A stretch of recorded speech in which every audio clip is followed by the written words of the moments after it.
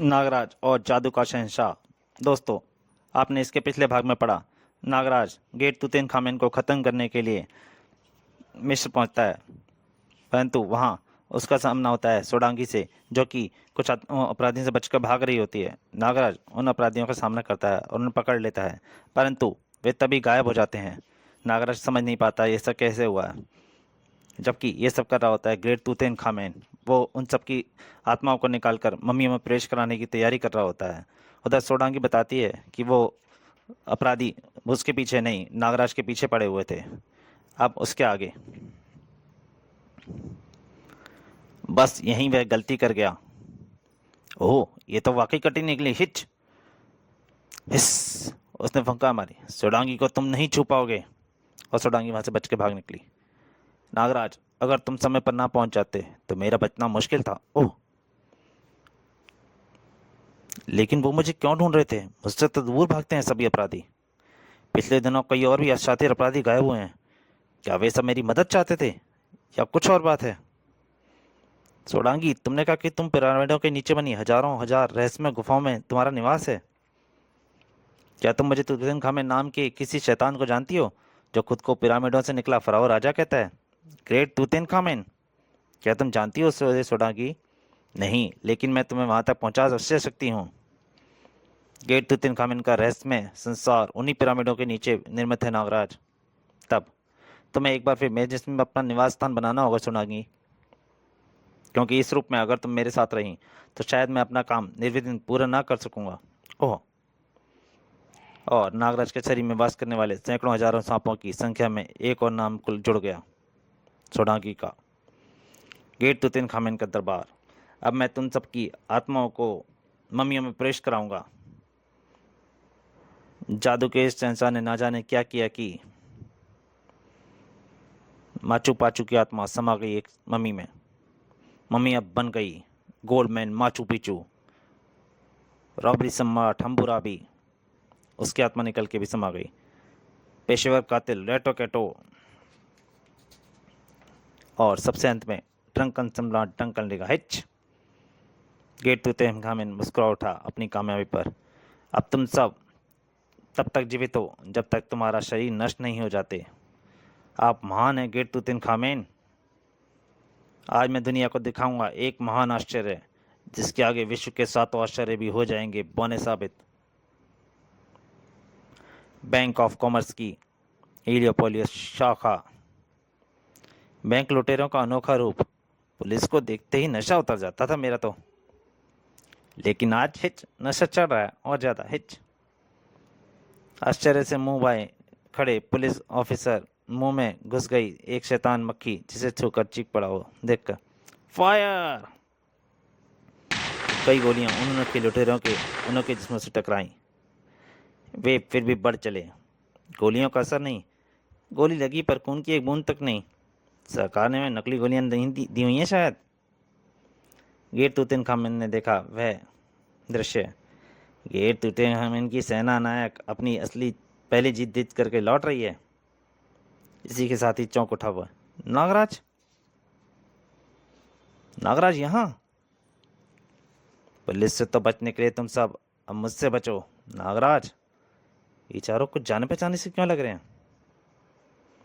Goldman Machu Picchu ने फेंकी साक्षात मौत हवा में सरसाई। पिछली बार तो बच गया था मेरे चक्कर से, अब नहीं बचेगा। ये बार मैं पहले भी झेल चुका हूँ। टोके टोके कई खंजर एक साथ लपके नागराज की ओर। हम्बुराबी की गोलियां बचा गया नागराज। ड्रंकन का लड़खड़ाया शराबी की तरफ, और पहचान गया नागराज उन सबको। ओह, याद आया, ये चारों तो वही हैं। मगर इस रूप में चक्कर क्या है? खैर, पहले इनसे निबट तो लूं। मेरे एक ही घूंसे में बिन बिन ये शराबी की तरह झूमेगा ये हिच। नागराज ने जंप ली और अचानक चारों गायब हो गए। गायब होकर इनका इस रूप में लौटना रहस्यमय है। फलस्वरूप नागराज टकराया एक पेड़ से। कुछ ही देर बाद सोडांगी ससुराई। नागराज, इस समय हम पिरामिडों के पास मौजूद हैं। ये हैं वे पिरामिड जो आज भी दुनिया के लिए एक रहस्य बने हुए हैं, और मेरे लिए रहस्य बना हुआ है तुतेन खामेन। ना जाने शैतान पिरामिडों में बैठा क्या खिचड़ी पका रहा है। नागराज, इस गुफा से हम पिरामिडों के रहस्यमय संसार में प्रवेश करेंगे। लेकिन प्रवेश किया केवल सोडांगी ने, क्योंकि नागराज एकाएक ही हो गया गायब। नागराज, नागराज कहाँ हो तुम?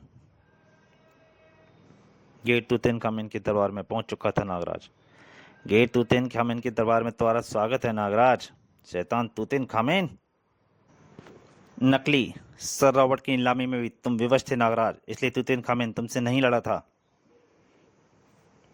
और यहाँ भी तुम मेरी कैद में विवश हो। अगर तुम मेरी कैद से छूट सके तो तुम्हें जंग का पूरा मौका दूंगा। मैं तुझे खत्म करने आया हूँ तूतेनखामेन, और आज तक नागराज अपने मिशन में असफल नहीं हुआ। गेट तूतेनखामेन उन फराओं का राजा जिन्होंने दुनिया भर हजारों वर्षों तक राज किया कभी खत्म नहीं होगा। गेट तूतेनखामेन अपनी अद्भुत तूतेन फोर्स के साथ तुम मानवों पर भी राज करेगा। नागराज, ये मम्मी मैंने तुम्हारे लिए ही बनाई है। तूतेनखामेन का जादू चला और नागराज की आत्मा से खिंच के चल पड़ी। नागराज की आत्मा चली उस मम्मी की ओर। तूतेनखामेन के चेहरे पर मंडरा रही थी कामयाबी की जबरदस्त खुशी। नागराज मम्मी के रूप में अब तुम्हारी शक्तियों का इस्तेमाल ग्रेट तूतेनखामेन करेगा। ठीक इसी पर लपलपाई भयंकर विश्वकार, सैकड़ों विषधरों का भयंकर विष मम्मी कांच सहित मोम की तरह पिघली। जादू टूटा और नागराज की आत्मा तेजी से समा गई वापस नागराज के जिस्म में। सब कुछ हुआ पलक झपकते ही। नजर आई सोनांगी पिरामिडों में वास करे सैकड़ों सर्पों के साथ। नागराज, खत्म कर दो इस शैतान को। नागराज शीशे का कैबिन तोड़कर बाहर आ चुका था। तूतेनखामेन देख, मैं स्वतंत्र हो गया तेरी कैद से। तुझे जंग का पूरा मौका दूंगा नागराज, लेकिन पहले तूतेन फोर्स से निबट तो ले। नागराज सरपस्ती पर लहराया। नागराज तुम्हारी ताकत भी आजमाएगा। आओ, तुम्हारा मुकाबला किसी साधारण मानव से नागराज से नहीं, नागराज से है। बड़ाक। सोडांगी भी अपनी शक्ति एकत्रित कर टूट पड़ी। मैं पत्थर से भी लिपट जाऊं तो छलनी कर देती हूँ मुझे।